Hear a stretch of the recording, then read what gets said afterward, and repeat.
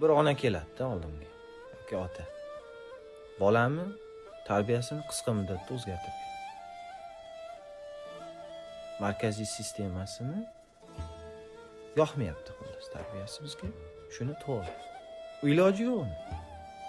U bir qurilma emaski, uni qisqa muddatda to'g'rilab, yana qaytarib tizimga qo'yadi.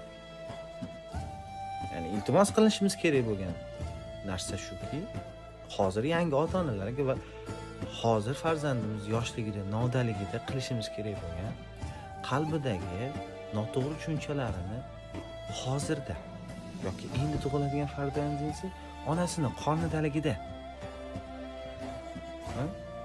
markaziy sistemasini to'g'rilashga ki 15 yoshligida ko'chaga olib borib yoki qayerlargadir markazlarga olib borib usta qidirib to'g'rilab beringlar, men kuchim yetmayapti, men aqlim yetmayapti to'g'rilashga deb yurmaslik uchun.